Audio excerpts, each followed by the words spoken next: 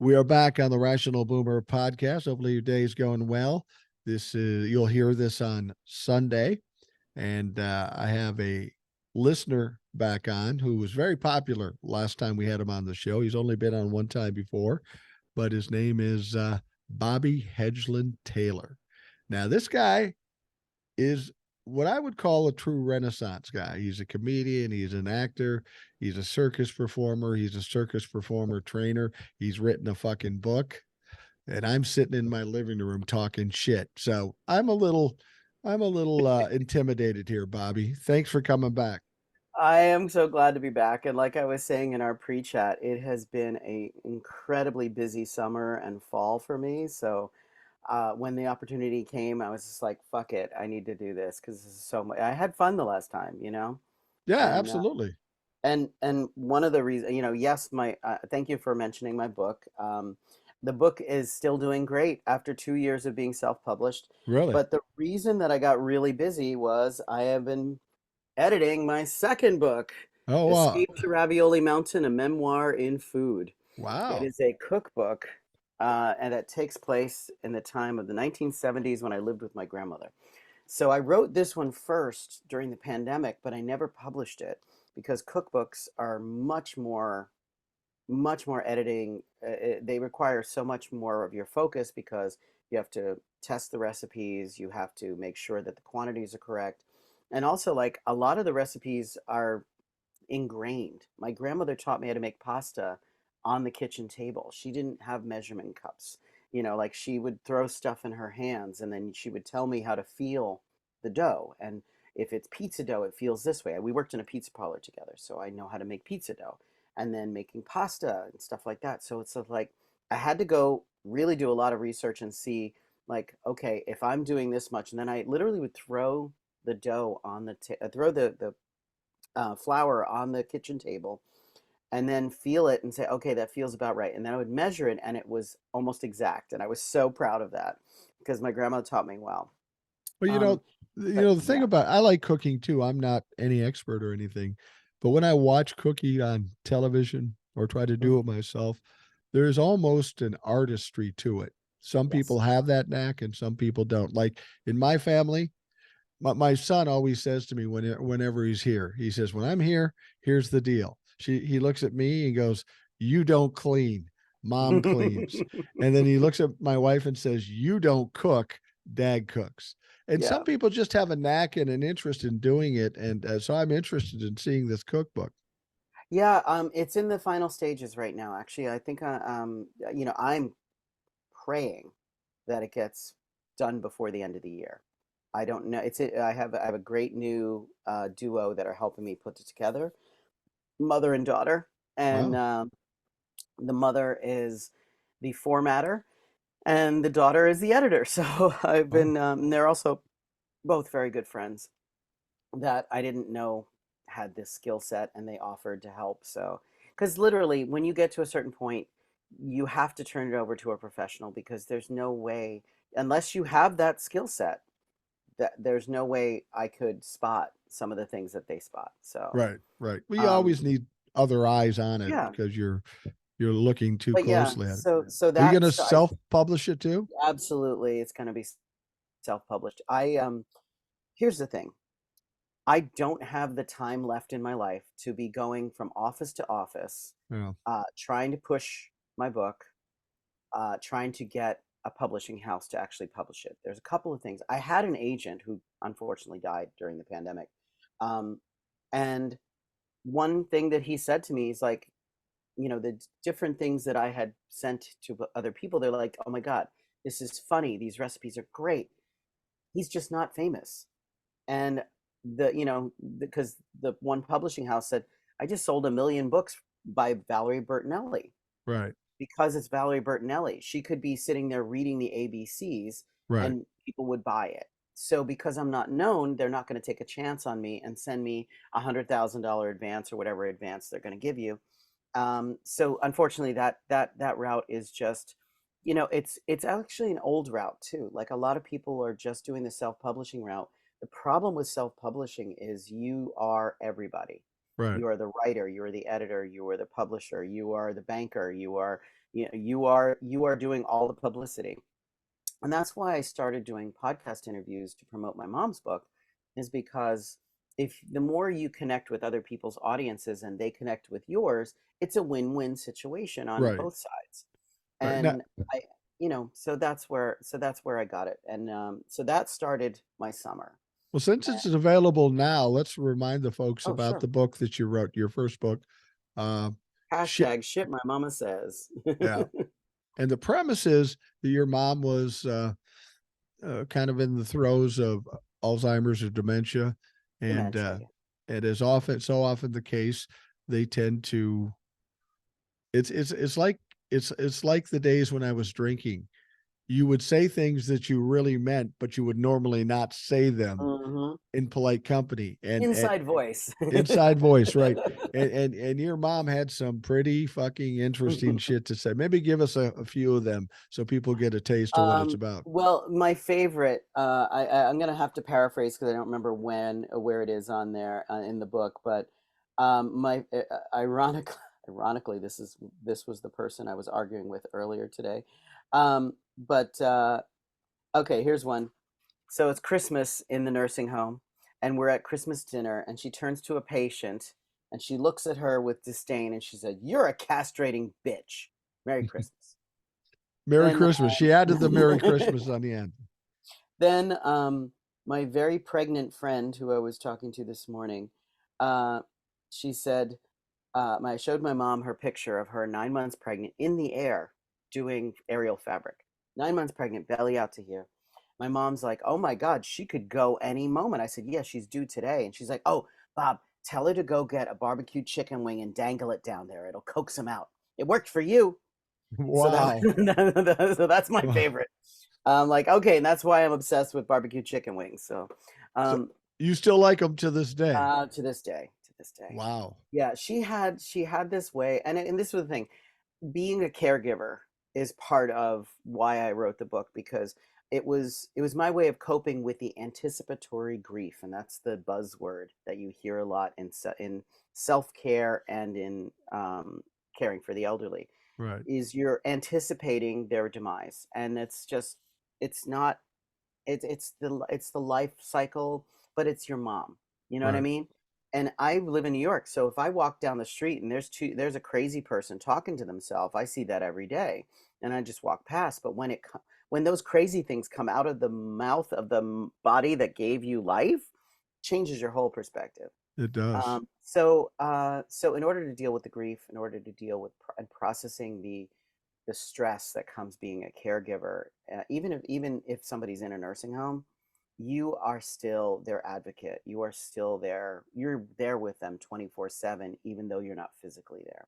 Well, Um, sometimes when you're dealing with tragedy, humor is not a bad thing to do. Some people might think it distasteful, but I do it, and some people look at me like, "What the fuck are you doing?" And I'm trying to treat this person as if they're normal. That's what they yeah, want, yeah. and you have to address some of the shit they say, but uh, when you placate these folks, I think you're insulting them. You know, you're treating them like a child now, and you really can't do that because it's your mom. It's hard because you have to get inside their mind, and you have to be able to find like I and when she would get angry, the only thing that could stop her was to make her laugh, and so to change the energy of the room. And I may have mentioned this in the last podcast, but it's my coping mechanism is stand up comedy. Right, If I want to change, like I'm the guy who says the most inappropriate things at the staff meeting because right, I need to change the tension in the room because I'm uncomfortable. And so my mom would do that when she was at work, when she was in a tense situation with family at home, whatever it was. She had this knack, and she used to memorize stand-up comedy albums. Like we had Joan Rivers, Buddy Hackett, Robin Williams, Whoopi Goldberg. She was obsessed with Whoopi Goldberg. Um, but she would memorize the jokes. Louis Anderson was one of her favorites as well. But she would memorize the jokes and she'd repeat them at work as if they were her own. And it got to the point where she had that as her coping mechanism to make us feel better as well. So there were different things, and like in the book, I talk about, because she died of COVID in the very, very beginning of the pandemic, literally 10 days into lockdown in New York. She passed away. And then the day after I had COVID, I woke up with COVID. It was the most terrifying time period. Yeah, And the absolutely. book is a little slice of that time period. I don't go into it in the cookbook because I kind of feel like it's an entire era that we can reference point back to, but we don't have to live through the PTSD of it again. But Right. this was my PTSD. And I remember getting her ashes about 6 weeks after she died because the crematoriums were backed up. And I took her ashes and I put them in a cupboard, and I just said to myself, I will deal with this grief later, because I was still sick. I was sick for almost 2 months with COVID. I couldn't walk downstairs. I couldn't walk 3 blocks to the supermarket. It took 2 months before I could walk 12 blocks to the main supermarket. So it was really a horrible, horrible time. So that I turned it into turned it into art. And like, just editing the new book, it's like, oh, this is me remembering my childhood when I was living with my grandmother, and these recipes that she taught me, and recipes I created myself. But then there are these little nuggets, gold nuggets. Like, my first words were fucking reindeer. So, Wow. so I have that story in the book. My mother has this whole story of how I was conceived on a beaver dam. And while they were on Wow. a camping trip after my brother was born. It was their first outing after my brother was born. They left him with my grandparents, and they went to a cabin in the woods, and there's a beaver dam and the lake, and all of a sudden there comes little Bobby. No Sounds wonder I like love nature so sounds much. like mom was a little kinky. Little kinky. You know, certain things run in the family. I don't Yeah, know. there you go. but, Well, but should people want to buy your sure. first book that's out and available, how can they do It that? is on Amazon, and you do need to search hashtag shit my mama says, all one word. If you don't put the hashtag, you get some other books. But yeah, it's on Amazon. It's on all my social media at Bobby Hedglin-Taylor or at Escape to Ravioli Mountain. Those are my two. You can find it there. And also, I just got my fifth consignment. So there'll be signed copies at the Regalo gift shop in Indiana. I can't Wow. remember the exact city in Indiana. But yeah, I got this. This is a little book that could, Right. because people are asking for it.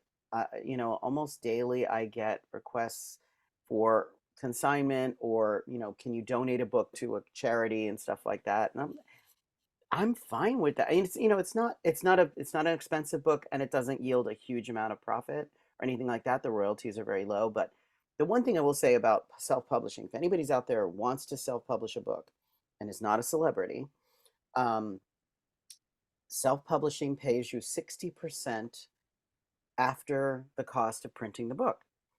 And that's a pretty damn nice chunk of what Th- you sell the book for. That is. So when you think about that, if you set up your book in such a way that the printing costs are relatively low, and you set your cost relatively low, but enough that your profit or your royalties are at least comfortable.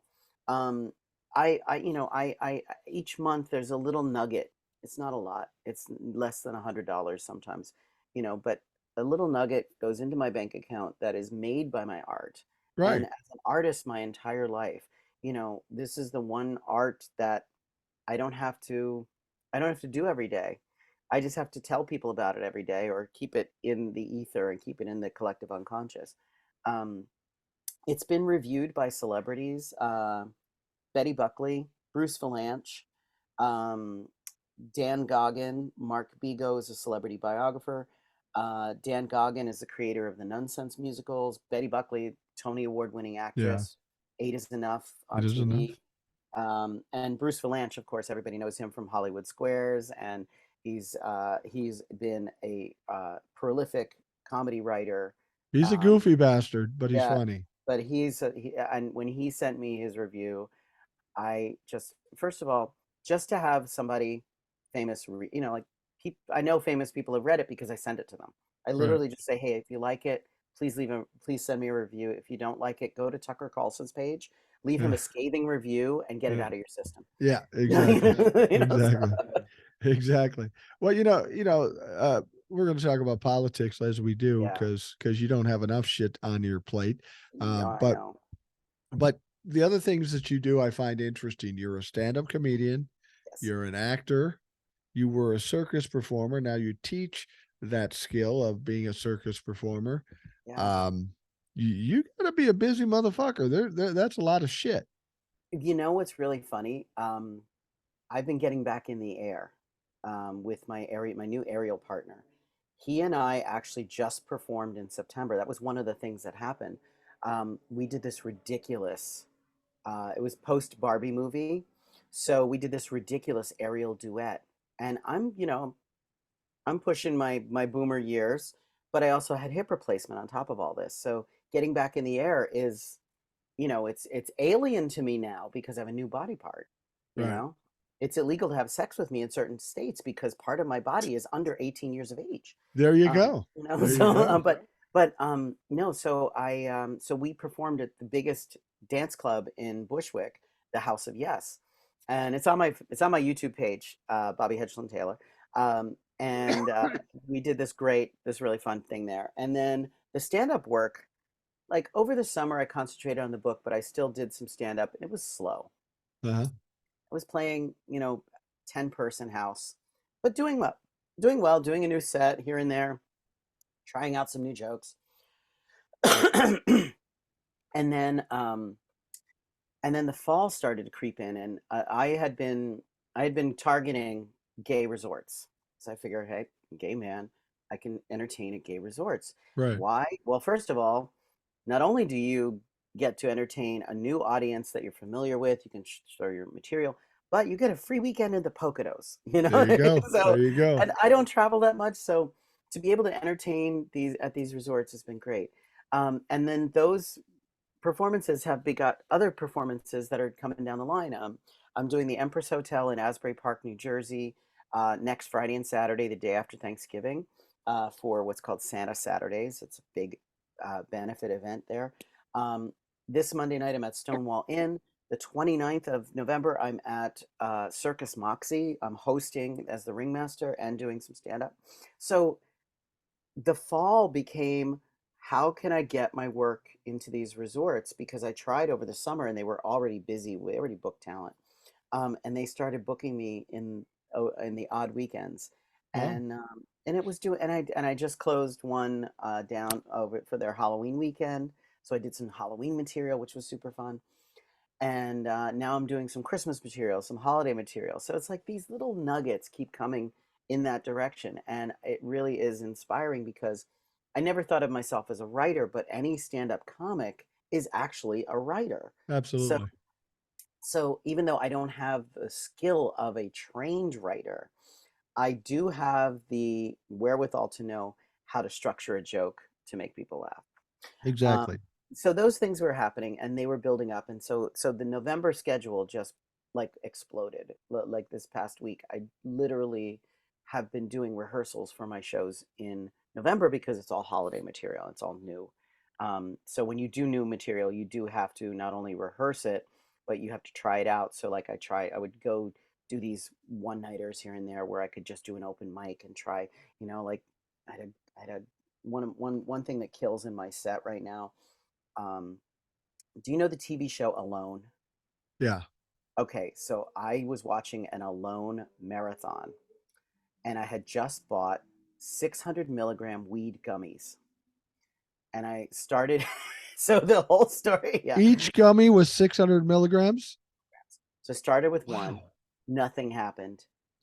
And on Alone, like they start building shelters and all that shit. So I Yeah. take the second one an hour and a half later because nothing happened. Then about 15 minutes later, I'm like, holy shit, I need to go in the backyard and build my shelter. And this is midnight. My husband went to bed already. I'm like wide awake, watching Alone, and I'm like, I gotta go in the backyard and build my shelter. So I get dressed. I'm Wow. high as fuck, getting full dress, jacket, pants, everything. I'm like, oh wait, I don't have any wood. I'm gonna have to cut down the 50-year-old persimmon tree. I Oh hope my shit. landlord's okay with that. So then, as I'm getting ready to go, I'm like, oh, what are they doing? Oh, he killed a moose. Oh, cool. Oh, wow. So I start staring at the TV. An hour goes by. I'm staring at the TV, and then I'm like, I'm getting hungry. Maybe I should eat something before I go in the backyard to make my shelter. And this is 1 o'clock in the morning, high as fuck. My husband asked me to make Rice Krispie treats for his office. So I had 2 bags of jumbo marshmallows, a box of Rice Krispies, and a bag of chocolate chips. So I take 5 of the marshmallows and like I'm just gonna toast. I'll just have 5 and this will be good. Toast those marshmallows on there. Oh, they're so good. Oh, wait a minute, chocolate chips. Let me put some chocolate chips on the next one. So I put more underneath. I ate both bags, Wow. and But then both bags of marshmallows? both bags of marshmallows and the bag of chocolate chips. Then I Oh, but felt so guilty that I was like, "Oh my God, I still have to build my shelter. Wait, I can go to the supermarket and I can get more marshmallows. And wait a minute, I'm still hungry. I'm gonna eat the Rice Krispies." So I ate the box of Rice Krispies on top of that, and wow. then there were like 5 marshmallows left, and I'm standing at the stove in the broiler because I was broiling them because they take like no time under the broiler with chocolate on top of them. Literally like hunkered down like some crazy person while the Alone marathon is still playing in the background. I'm fully dressed, ready to go make my shelter in the backyard. And my Wow. husband walks around the corner. It's 6 a.m. The sun is coming up. He goes, "What the fuck are you doing?" And I was like, "I'm eating because I'm going to go in the backyard and build my shelter." So it was just, and then my husband put me to bed. And I think I slept for 3 days. The lesson here is stop at 1 600 milligram gummy. Or at least test it out. Don't do it on a Friday night when you don't have to work the next day and you're like gonna do an alone marathon. Yeah, Yeah. 2 bags of marshmallows, a bag of chocolate chips, a box of Rice Krispies, all gone in a 4-hour period. I don't know. I don't remember anything else from that weekend. But anyway, like I try out information. I try it like there's the story goes on. I elaborate different parts, yada yada yada. I talk about Alone, but I try out the material. Like just seeing you giggle is perfect because then that tells me, okay, this is a No, good it's story. funny. It's funny. And then It, like telling the it's, story of my first words and stuff like that. Like those things, they build your act, and then you can whittle them down into a 10-minute set, a 15-minute set, and then people start asking you for more material. And I also do the vocal impressions. So I've been expanding my vocal impressions, and I threw in some new voices and stuff like that in my songs. So it's been really like I think I'm addicted to art. I'm addicted to creating. yeah, And if there is an addiction to have, the addiction to laughter, there is nothing more exhilarating than hearing an audience laugh about something you said or did. And absolutely. it feeds my soul, and it is, like I said, goes back to my mom. It was I'm her coping mechanism. It's uh, how she dealt with post World War II and how she dealt with feeding a family in the 1970s. absolutely. I'm not a comedian, but I try to input some humor here and there, and um, I think humor is a good thing, not only in doing something like this or doing what you're doing, but in life. People get too serious. They're Yeah. dying to be outraged. They're looking for things to be mad about or offended about. And I Oh, told people on the podcast and on TikTok, I said, look, I think about what I'm saying. And if I offend you or make you mad, understand this. I meant to fucking do it because yeah. I meant what I said. I mean, there are people going to be offended. And if you can make people laugh too, I think that's extremely helpful. And you're obviously an artist in many ways. You're a gay man living in New York, and we've got a lot of things going on in this world right now, Uh, especially in New York. Do people in New York follow this lawsuit case with Donald Trump closely because it's in their own state? okay, here's the thing. We are desensitized to bloaty McShitface. Um, we just don't have the patience for it anymore. We see the writing on the wall. Um, it's very polarizing in conversation, so a lot of people don't talk about it. I follow it every day. I listen to it every day. And unfortunately, I know you don't like this, but I'm one of those people who is worried about Okay, the 2024 election. sure. Not because the polls are true, but because people believe the polls or the poll information coming from the newscaster from the media that's saying these polls are, in these 6 swing states, blah, blah, blah, blah, blah. And it has an effect on you. And, yeah, I don't want another grumpy old white man in charge. No. But when you have Satan himself incarnate on the planet with the possibility of getting back into that office, and then you have, Uncle Joe. Right. I'm going to go with Uncle Joe if he's who we're going to pick. I'm not going to go these. I don't understand third party voters because they're only giving votes to the other side. Right. They're only Right. giving Donald Trump. This is what happened with Hillary Clinton. This is what happened before. I believe it may even happen with Al Gore. But it's like the the the idea that if we scare them enough, they're going to go for the third party in hopes that they're going to sweep everything, and that's what they're saying on that side. Like if we scare the Democrats enough into voting third party, I mean, here's the thing. I'm terrified for a couple of reasons. God forbid anything happens to Uncle Joe and Kamala. We're Mhm. stuck with the asshole that is now Speaker of the House. Yeah. Um, so that alone in a chess game is that's not enough degrees of separation to be Right. to not be scared. The other Now, I personally, truly, 100% believe that Bloody McShitface is going to jail, Yeah. whether or not it's before the election or not. I hope that there is some justice, because and this is the other thing. I don't want to argue people. I don't want people coming on my page and at me about all this bullshit. But when there is concrete evidence against your guy that you choose to look away from, you choose to turn a blind eye just because you want to own the libs, or you want to, you're trying to make a statement with your vote. This is not the year for that. No. This is not the year to play those kind of cards. He is a criminal. He's a rapist. He needs to be in jail. And he needs to be away from the public eye. He needs to be away from public consumption. Um, it's almost as if he has a mob boss mentality, but is he the mob boss? Is he actually the No. head of He's a the? he's he's a willful idiot. Well, we know that, but I think he's smarter than we think because the narcissist mind works in a very specific way to get what they want. So he's very connected in that in the organized crime style. And that's how he's so manipulated as well by the grandiose. He's a grandiose narcissist. I learned so much about narcissism in the past couple of years because of this godforsaken idiot that's possibly going to be president. Um, I hope to God that the country has enough sense to either knock him off the ballot, get him into jail ASAP. And I don't understand why he's not in jail after violating all the gag orders. I A- still don't understand how he's getting away with that, and nobody's Absolutely. doing it. Well, And well, granted, well, he said he called for violence when he was being arraigned. There were right. 10 people there, and there were more anti-Trump protesters than there were Trump protesters. Well, he continually calls for violence. He's talking about the citizens' arrest of Judge Engeron and Letitia James, and we know what that means. Yeah, it's a I, it's a dog whistle.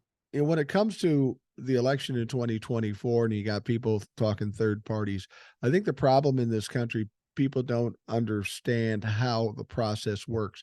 They want what they want, and they want it now. They don't like Joe because he's old. So I Right, want what I want now. And unfortunately, when you're in life, sometimes you have to do some things that aren't preferential to you to get to where you want to go. And like I was telling Ed the other day, I said, here's the deal. All I want from Joe Biden is to make it to the election, make it to the inauguration, and then whatever happens happens after that, because then we've got the Democrats in power and we can fix some of this shit. yeah. And so and if Kamala ends up being the president, I have no problem with that. She hasn't Mm-mm. been showcased properly by the Democrats. No, She's a better candidate than they give her credit for. And I have no problem with a progressive black woman being the president God no. for the next 2 years or the next 10 years, basically. Yeah, I think couple things. She was a prosecutor, Right, so she has that gruff personality when it comes to coming across to cutting to the chase. right. And people don't like that. And I think that that's what was a turnoff in her campaign when she was going for president. Like I looked at that list of everybody who was, like of course Marianne Williamson's a fucking nut job. She's a Um, nut job. and then you had Mayor Pete, who I adore, but I just don't think this country would elect a gay president. Not Um, right now, maybe Not right now, eventually. but maybe down the line, if the gay community gets its shit together, um, gets and there's an actual change, instead of the Rhonda shitstain stuff going on in Florida, fascist Florida. Like I won't visit Florida anymore I won't until either. he's out of office. And now Tennessee, I was supposed to officiate my niece's wedding in Tennessee, and now there's actually a city in Tennessee that it is illegal to be gay in public. It's illegal to be in drag. It's illegal to have a gay T-shirt on. And when I saw that, I was like, "Is this the America that I grew up in?" I'm like, "Fuck no." And there are people that are trying to dial back so much, and I don't understand.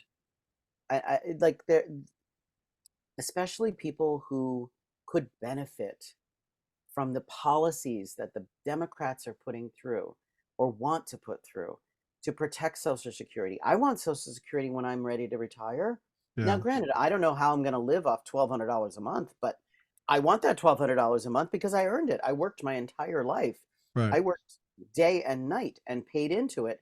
That's my money. That's not the government's money. That's not a piggy bank that you can just just pick into, and the whole thing about healthcare. I know other countries that deal with, public healthcare. Canada is probably the best, but there are other countries that it's just like any other service and it's paid for. Because our system is privatized, we profit higher from it. And right. those people in those areas, the insurance companies profit higher, the doctors profit higher. All the, their cap is different. Um, I want all those things. I want all those things for everybody. But it's the people that don't want to admit that like they see this shiny monster truck rally type excitement on this side, and they think it's everything that they want because I'm fighting for you, but they're actually not fighting for you. They're actually taking things away from you. Well, I'm going to keep your guns. Well, guess what? That's They don't care. Like there are many like real issues. Now, I it's going back to New York City. Like we are having huge and like daily multiple attacks on people, on Jewish people, just walking Mm. down the street wearing a yarmulke, getting beaten up, getting punched in the face because of what's going on in Israel and Palestine right now. I don't pretend to know what's going on in the Gaza Strip right now. I I don't don't either. pretend to know either. I don't pretend to know either. I lost a friend who got shot on October 7th in Wow. Gaza. We had his memorial on Wednesday night. He was just newly married, and his wife is expecting a baby in January. Wow. His That's wife is sad. here, and his wife is not in New York. He's not an American citizen, so she's worried about getting deported. She's about to have his baby. He's gone. He was killed in this horrible attack on October 7th, and he was a photographer. So a lot of what he was photographing the paratroopers coming into Gaza, into that part of Palestine, or wherever it is. So this is hitting home in such a hard way. I like when it happened, I was like, I posted, I was like, I stand with Israel, blah blah blah blah, and I didn't realize that that was such a buzzword. It because is. I had people come out of the woodwork to attack me and Hmm. other people. Now, people I haven't seen in 10 years, haven't been engaging with on social media. Someone I worked with for 2 weeks in a show was attacking an Israeli woman on my page. And I had to shut it down. I was like, I was like, my friend is dead. I Right. was grieving for my friend, and you're coming in here talking about Palestine and violence and basically, you know, further traumatizing me and another and an Israeli person in my comment section. This is not my intent. My intent is to grieve for my friend. Yeah. It's And is so it's like, what the actual fuck? I don't know what's going on. I don't want to pretend. I mean, what I can say publicly is I'm against war. Let's ceasefire, figure it out. But the ceasefire is actually worse because it benefits Hamas. So there's like, it's like I'm anti-Hamas, but I don't know Palestine. And the people that I know in Israel they're all friends of mine. They're good people. So I don't have the other side. I don't know yeah. the other side. I don't pretend to know the other side. No. I try to educate myself as much as possible, but speaking publicly on certain issues is terrifying. And It's a because it's because I look sometimes can look Jewish, right. people actually think, you know, we have a mitzvah van that goes around Williamsburg in Brooklyn, and they're like, "Hey, you Jewish? Hey, you Jewish?" And I'm like, "No, I'm definitely not Jewish, Sicilian." But and that concerns me because, like, what if I'm in the path of somebody who is Yeah. trying to cause, like a guy that I know in the theater world was on his way from the train to the rehearsal hall, got punched in the face, got a cut over his eye, Wow. James Beeman. And I was like, what the fuck is happening? So I ride the train to and from work. I have both eyes open. I have one earbud hanging off the end. I'm always listening. I know my surroundings. The minute I don't feel safe, I get off the next stop. Yeah. It's That's sad really that like, you have to do that. yeah, It's a very polarizing thing. It's a no-win situation for no, big dumb white guys like us in America. It yeah, doesn't make a sense to make a choice. Tell you what, we're going to take a quick break, got and it. we'll be right back.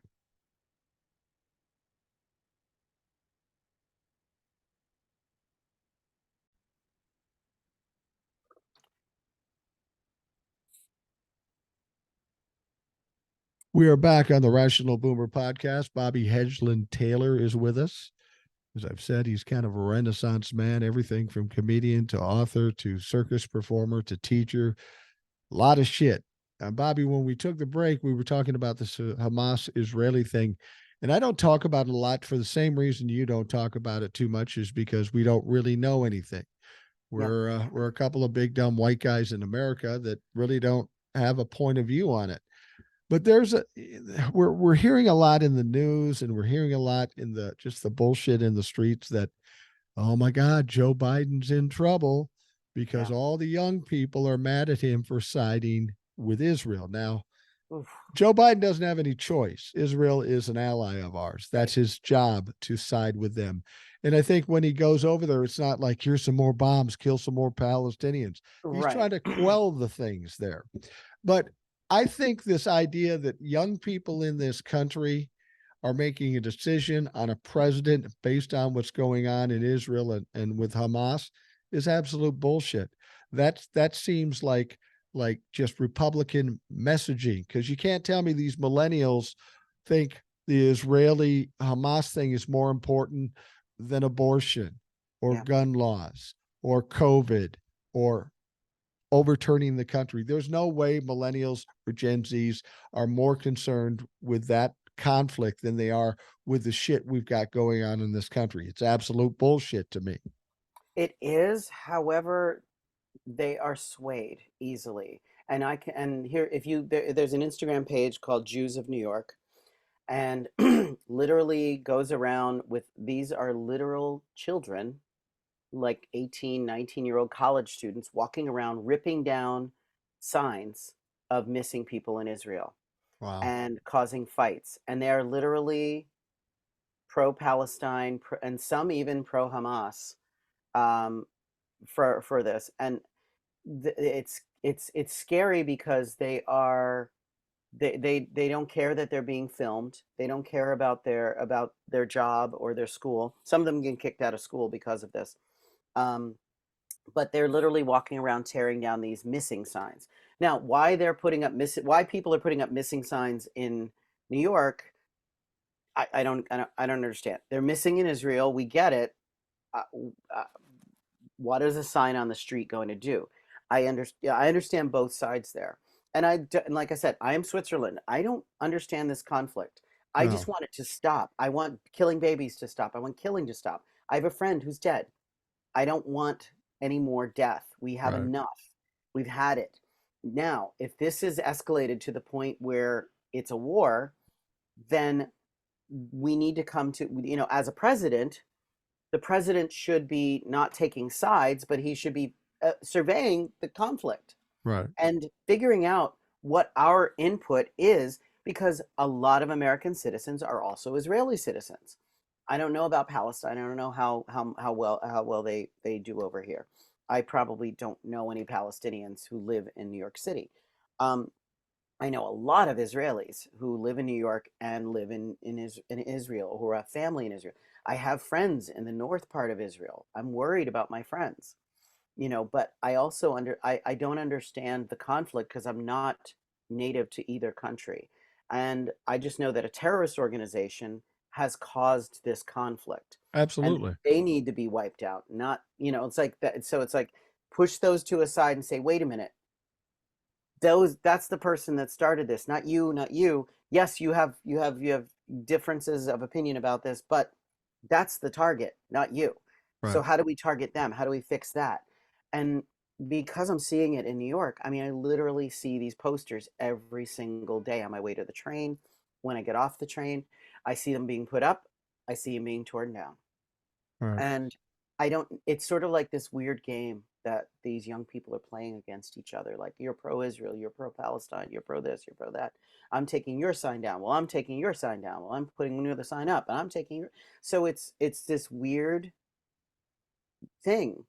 And part of it makes me feel like it is somehow internally being sparked to cause internal conflict over here. Um, so I don't know why or how that's happening, but I just know that I put one thing on my page, and it started this firestorm on my own page, and I was like, wait, my page, my rules. I don't know this conflict. I have a dead friend. Please don't attack the Israelis that are in this chat right now. you know that's all I did. And then I stopped. I was like, I can't comment on this anymore. I don't like conflict to begin with, but it's scary because, like I said, I ride the train every day. Yeah. I walk the street from the train to work, from the train home. And I live in a relatively safe part of New York. I work in a relatively safe part of New York. But there are still these undertones that I feel are bubbling up. And Well, I feel like some of it is from the conservatives trying to stimulate to get our party to be dispersed. right. The anti-Biden movement is definitely just like the anti-Hillary.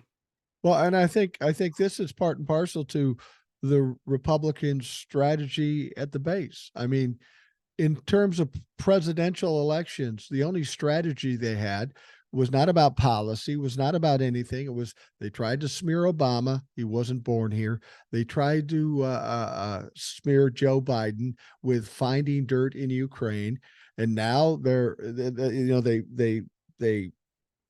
smeared Hillary, and now they're Hmm. trying to smear Joe Biden again, and that's how they do it. And they use Russian bots or whatever the fuck they are, troll farms, to instill this divisiveness. We've Yes. got more divisiveness in this country than ever before, and it all started when Donald Trump was elected. Yeah. And that's intentionally being done by the Republicans because Yeah. that's really the only strategy they have. And if we get sucked into this, we're fucking stupid. Well, but the problem is that it's like a shiny new toy and it is Yeah. seductive, you know, because like I think you called me out on it on our last interview, um, about conspiracy theories. Because there was something, I can't remember what I said, but it was something that I was like in the back of my head Yeah. that could have been true. Yeah. And you were like, but that sounds to me like a conspiracy theory. And I was like, holy shit, he's right. And when I examined it, I was like, oh yeah, it really is nothing more than a conspiracy theory. But I looked at the shiny things. I saw the All right. disco ball. And that's what I think is happening because we are an instant gratification society. We literally look at something and, oh, shiny stuff, I'm going there. But then we don't realize that under that shiny exterior, there's this sub subterranean underlying way that they're pulling us in that direction. Somebody posted the other day, and a good friend of mine for years. I just can't vote for Biden anymore. I just can't do it. I'm not voting for Biden. Now, of course, you know, you put that shit on your social media, you're going to get a laundry list of people. You're going Right. to get pro and con. And it was literally this firestorm that just went down, down, down, down. And I watched it. I watched it. I got the popcorn. I was like, and I was about to text him and I was like, going to be like, girl, what are you doing? If that's your inside voice, keep your inside voice. Did you realize that the minute you say that, you're you're starting a conversation that is polarizing. Everybody on your list is going to start fighting, and you're just Yeah. going to sit back and you're going to say, "This is my statement." I don't. I just I said I don't see the benefit in announcing. First of all, it's not an airport. You don't have to announce your departure or your arrival. You don't have to announce anything. Saying that is a shit stirring comment deliberately designed to get people on your page arguing Right. because and it's also a narcissistic technique of It is. triangulation and it's you know this person's not on the narcissistic spectrum as far as I know, but when I saw that I was like, are you sure you want to put this information out there and why?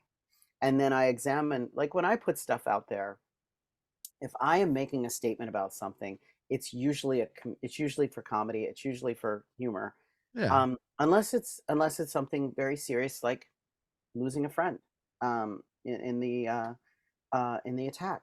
You know, like I try not to be political. I don't even do politics in my act, although I do a great Mitch McConnell. So Go ahead. Do it. Do it. I got to I gotta find him. He's usually back here.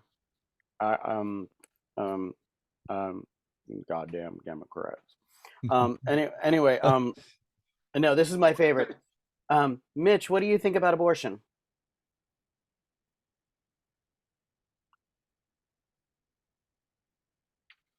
Little Yes. glitching. Yeah. Little glitchy. Yeah, no, no. But that's the thing. Like, to me, that's not funny. Political humor is not funny. During the pandemic, I voiced a puppet of Donald Trump. I will never put that on my resume. Really. I was miserable doing that voice. I had to listen to his voice to create the voice in my mouth. I got paid for it, fine, but it was painful. It was soul sucking because I was like, this isn't funny anymore. Like Right. political humor in general was funny at the time. It's funny at the time, but when it's this black and white down the line, it's not funny to me anymore. And I don't want to engage. And I don't also, people don't come to a comedy club to talk about politics. They No. want to forget politics. So if I throw in a political figure, you know, it's very rare and it's very quick. I don't like doing it. Um, Political humor had its days, 60s, 70s, when we weren't quite so divisive. right. But you say Now it anything now, you literally piss is. somebody off and there's a fight. It's Yeah. just not worth doing. Although I do miss, I don't know if you saw this, but uh, uh, George Bush, they slow down his speech so he's drunk. Yeah. Yeah, I miss those kind of things, which are super Yeah. hysterical. But it's not funny anymore because the policies are dangerous to people's lives and livelihoods and jobs and survival. Right. And you're now, you know, it's like, so that fight is not real anymore. And like I would, so we can wrap this up with that part of the, because I think you want to talk about something else, but the No, I'm talking about anything you want to oh, talk okay, about. no, because the whole Hamas thing, the Israeli conflict and all that, I literally had to sit back and say, this is not my war. It's not. We don't have a Even if dog in this fight. even if I don't, even if I know people, this is not my war. However, I want to protect the people that I love and know in those areas. And I want to make sure that their families are safe. And I want to make sure that their people are okay. I want to make sure that this unborn child that's here now, that's coming in January, that's Gilad's baby, I want to make sure that that kid has a future. Um, and to imagine growing up, being born, and then being told that your father was murdered Yeah. in a conflict of war, like like that in itself has to trigger anybody into wanting to figure this out. I've seen videos I don't want to ever see again from what's going on over there, Yeah. from dead children, from the violence, from killing, from dragging dead bodies through the streets. I don't want to ever see that again, because you can't unsee it. It is it is PTSD. And I lived through 9/11. I worked down by the World Trade Center. I saw the first plane hit. I know PTSD. I Yeah. don't want to see that kind of thing shake people. I don't need it on the news. I don't need it on my social media. But what worries me is that, speaking of Uncle Joe, if he plays his cards right with the war and becomes Switzerland, and or figures out a way to get a ceasefire, to figures out, like, if he can make that happen, he may win over a lot of the people who have, Absolutely. so I'm praying that that happens. But I am, like I said, I am one of the Chicken Littles. I can't help it. I Well, hear too many things about these, and this is the thing that fucking pisses me off. So sit down. No, so um, why is it only 6 swing states that decides the presidency out of an entire country of billions of people? 50 states, only 6 are like, down the line, you have to get these 6, otherwise you don't get the presidency. well, it's because it's Why the fuck is that still there? what you because you have states that are going to definitely be red and states that are definitely blue, and these have some fluctuations, and those are the states. I'm going to make you feel better about these polls that Yeah, say Donald Trump is ahead by 4 points in these swing states. What they didn't tell you about that poll, there was another question that was asked in that poll that the media doesn't tell you about. Nobody tells you about. Yes, theoretically, and I don't trust polls anyway, they're notoriously wrong. But this same poll said Donald Trump could win by 4% in each one of these swing states. But yeah, there I was saw another, that. I saw that one. but there's another question they asked in that poll. They say, what happens if Donald Trump gets convicted of a felony? Then it goes 14%, 14 points toward Biden. Yeah. Now, what do you think the odds are that Donald Trump's going to get a conviction between now and November? Okay, sit I down. guarantee you he's going to get one. He's going to get one. Okay, he's a master at one thing. He's a master at chess. He, I regardless of disagree with it. his, I understand, but regardless of his lawyers, he knows how to delay, and he knows tactics, and he's going to pull out every tactic possible to delay every single one of these lawsuits. And I hope and I pray that the judges are smart enough. I really worry about Eileen Cannon, though. That whole situation. She's got to be taken off that case. I don't know why she's still there. I think But I think Jeff or Jack is just biding his time and setting it up to take her out. But don't worry about Florida. What you really got to focus is on DC. You got Jack Smith there. You got Judge Shutkin. She's not fucking around. She's got a yeah, March date. She's not going to go off that date. yeah, She tried to throw a scare into him, say, not only are we going to start in March, we're going to start to get jurors in February. She's not January, moving. actually. They upped it to January. January, yeah. January So she 16th s is the first so day. so so she's not fucking around. If nothing else happens before the election, that Washington, D.C. case and this lawsuit is enough to crush Donald Trump. I just pray that it happens. It's just cutting it down to the wire, is what I'm saying. If this case starts in March, let's say it wraps by June, then you've got 6 months, 5 months Huh? left Yeah, of campaigning to figure out what's going on. Now, let's say he's in jail in June. That would be like chef's kiss. Let's say he's in jail in January for violating a gag order. Then right, that means he sits in jail from January to March right, waiting trial. right, Who's going to visit him? Who's going to tweet for him? Who's going to put the attacks out on the private websites, on right, the Proud Boys? Like he's still connected, like regardless of and he's going to be the martyr. Narcissists are always the victim. They're never the villain. They're always the hero or the victim. They're never the villain. right. And so he'll either be one of those two. Now, this case here in New York, it's so cut and dry that it could ruin him financially, but we don't know where he's hidden money.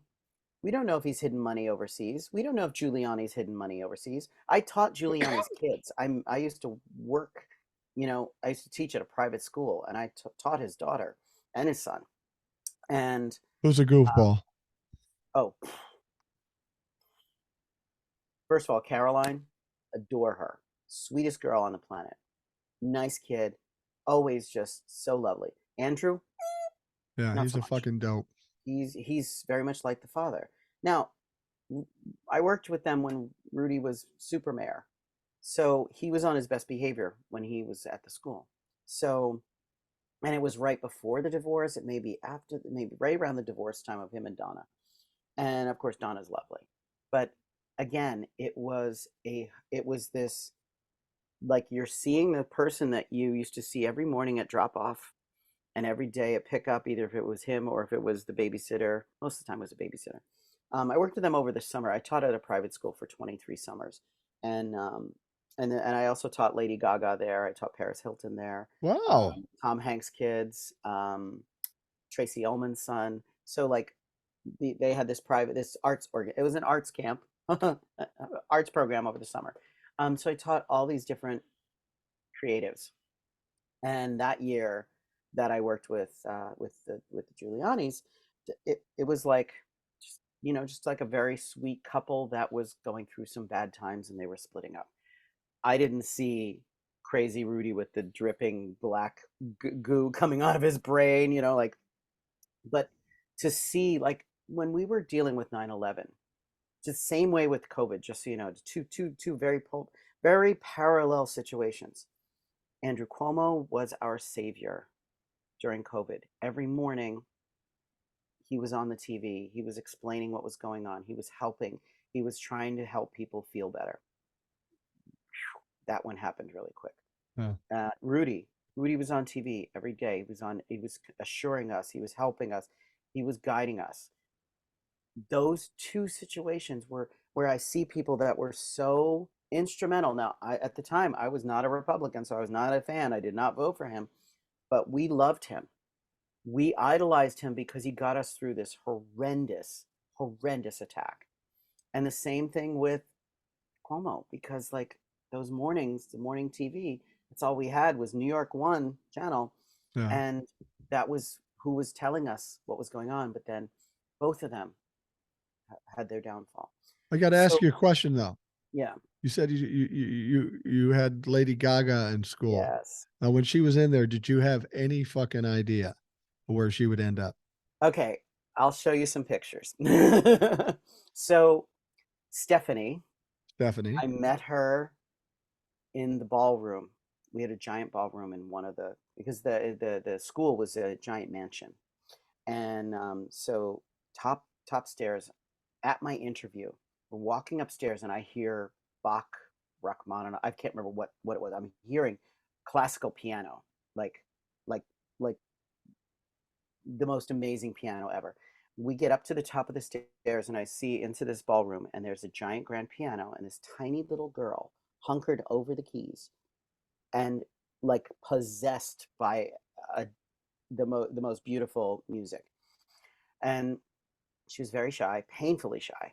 And but she was one of the kids I remember that I was like, holy shit, you're talented. And it wasn't until Let's Dance hit, and I was like, who the fuck is this Lady Gaga? And I was like, oh my God, that's Stephanie, you know? So um, I haven't seen her. I did get in touch with her once, and it was just really very, very quick. You know, but it was 1996, 97 when I taught her, so she was still like 12, 13. But the kid, she was one of these kids that was socially awkward and extremely talented. Vocally, she's a vocal champion. Let me see if I have it here on my phone because When um, I first heard of Lady Gaga, I wanted to hate her so much. But when I heard her, I go, "Fuck, she's good." And then when she did that duet with Tony Bennett, I love this oh girl. yeah, yeah. So this is from the hallway outside the music room. Oh, okay. All state champion 2002 voice Stephanie Germanata, and that was her. Oh, you know who else went to this school? Now I didn't teach her, but Elaine Stritch Oh, went to really? school. Well, she's Yeah, much older than you are. yeah. She's Oh yes. Well, maybe she's long explain gone. who she is. I listened to her audiobook. Elaine's Elaine Stritch was a Broadway actress. Um, she had that gravelly voice, and she was famous for being a comedian and singing on Broadway. She did a lot of movies, a lot of TV. She talks some shit. Yep, she talked a lot of shit. She was an amazing actress. Here's one thing.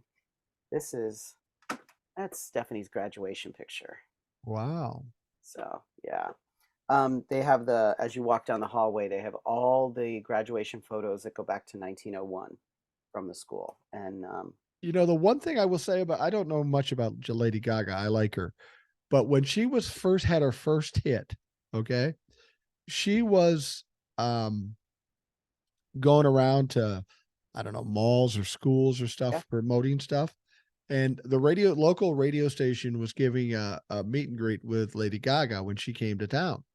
And there was this daughter of my wife's friend who was kind of a bullied kid and not really into it. She won the thing because she was kind of a hacker too. She was very smart and she got a way to get in the phone call and win the contest. Well, she went out to meet Lady Gaga and they sat down at this lunch table or whatever. And Lady Gaga sat with her and talked to this girl for fucking 2 hours. yeah, Now she wasn't as big a star as she is now, but she had a hit record. And the yeah. fact that she took the time says a lot about that young lady. She like I said, I taught dance and gymnastics at the time. So it was just like, part of my daily routine to teach, handstands.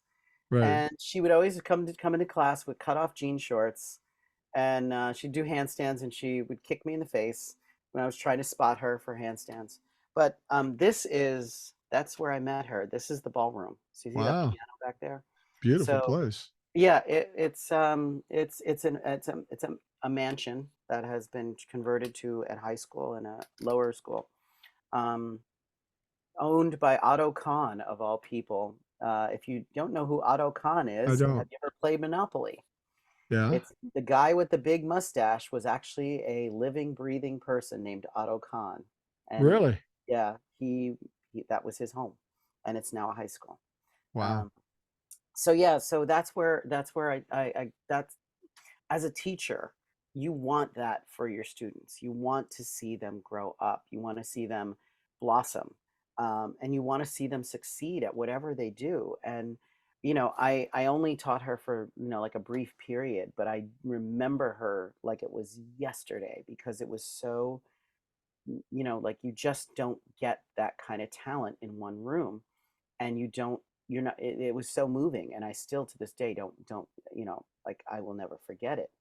And like there were little interactions that like from the other kids from famous families. Like Kevin Kline and Phoebe Cates, I taught both of their kids, and uh, their daughter Greta was in my tap class, and we did percussion and tap. So we did drumming and tap at the same time. It was a really cool concept. And she's the sweetest kid ever. And she's gone into music as well. And so she has a band now. I can't remember the name of it, but she's on Instagram as well. But Was there any famous somebody who was to become famous or from a famous family that was just a dick? uh, yeah, there are a couple. Well, Um, to tell. you know, here's the thing. I'm still in the entertainment industry, so by Good point. pointing certain people out could impede Yeah. my success in certain areas of the entertainment industry. So, yeah, there were a lot. We had beaucoup de dicks when it comes to certain kids because there's an entitlement when you work when you're going to a private school. I get that, um, but there's also some absolute gems that just tug at your heartstrings, and that you just can't get enough of seeing in the spotlight. And one of our kids went on to do Broadway shows. She was in Lion King. She was in School of Rock. So a lot of those, the kids that went on and took the arts as their focus. Right. Some of them were pretty successful, and not all of them were from rich families because we had a scholarship program that took care of a lot of kids. And so I haven't been back since 2019. My last summer was 2019. And after 23 summers of spending every summer in that space, creating art with kids, teaching kids what you know about art, and also just trying to inspire them to have their own life and career in the arts. Because when you think about it, if I would have listened to my mother or my grandmother, I would have either been a gas station attendant or I would be a computer technician, Right. neither of which I want anything to do with in this day and age. But it doesn't mean that I don't take that I part of me wishes I would have studied computers because now I would at least understand what's going on with my Mac. But it's their way of saying I love you, and Yeah. I want you to be happy. I know that there's no money in this career, and I was like, yeah, I knew that going into it. But New York's we have this saying: if you can make it here, you can make it anywhere. Right. And you are constantly doing the side hustle. You are constantly getting back into the grind. You're not just a one thing person anymore when it comes to making money. Like, yeah, I run a school. I teach privately. I am a stand-up comic. I am selling books. So I am got my hands stretched out. Eight arms of the octopus are working constantly to bring in income because our economy still sucks here, Yeah. but it's getting better. But my point is that ingrained in my brain is that if you can make it here, you can make it anywhere. Keep focus. And that's one of the things I always instilled in my students was just like, this is art and you can make a living at it. I'm making a living at it by teaching a living, and performing. I still get paid for performing. I get the So impression from you, though, we're similar in this regard. Whether you did it for money or not, you'd probably still do all these side hustles because yes, you're interested in so many different things.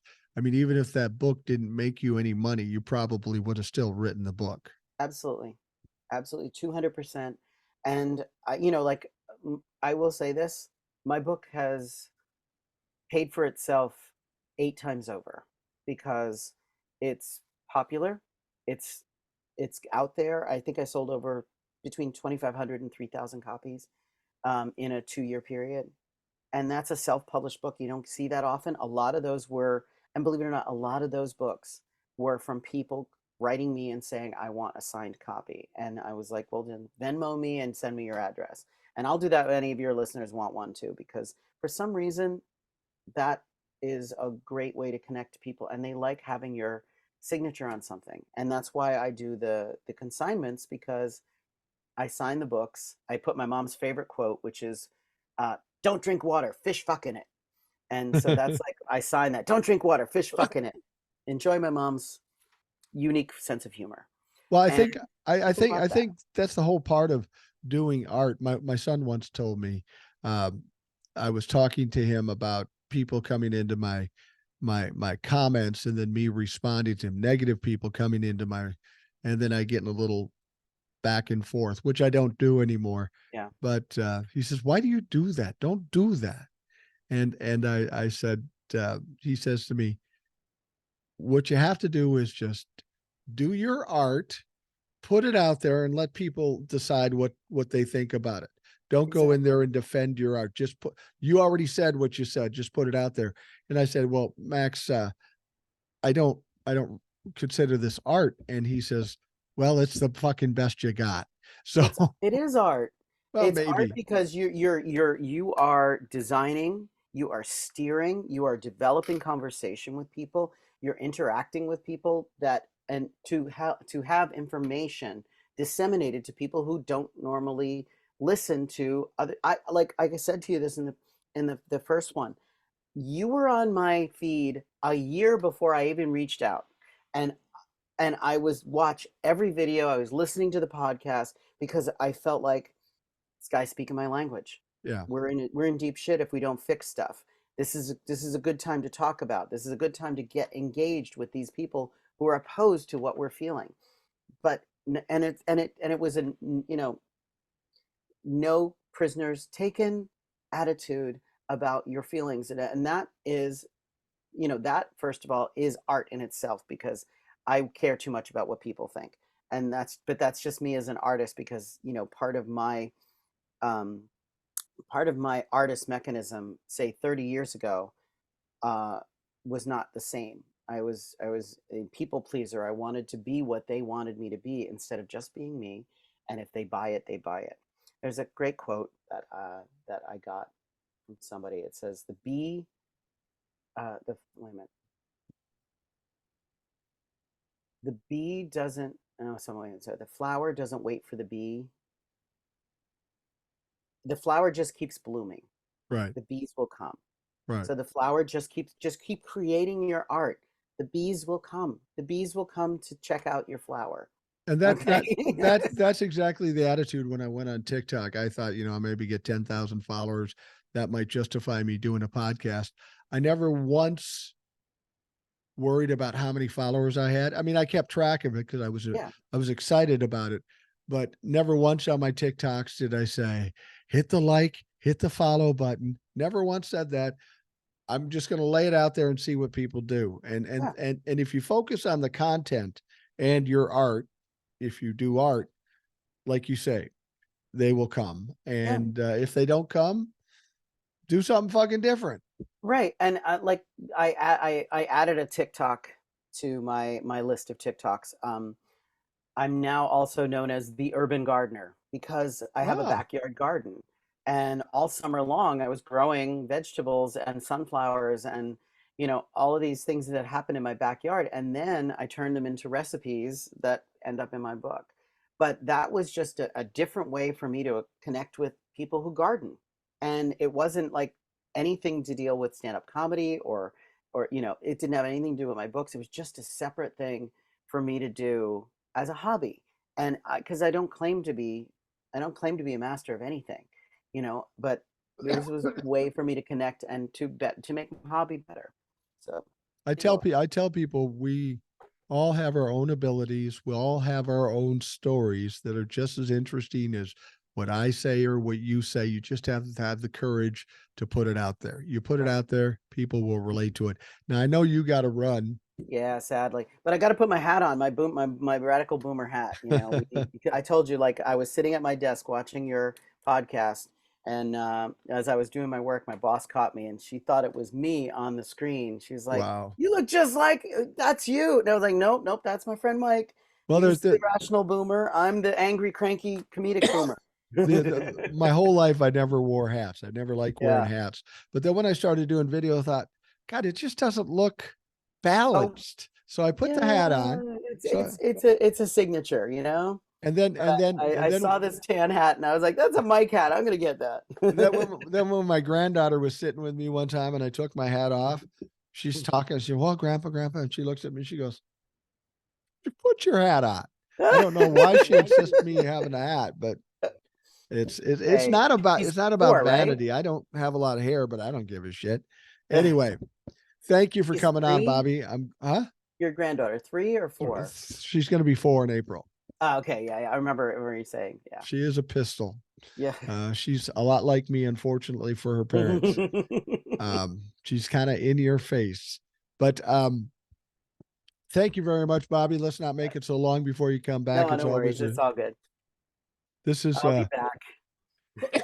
this this show has been good rehabilitation for me from after talking to the Trumplefuck.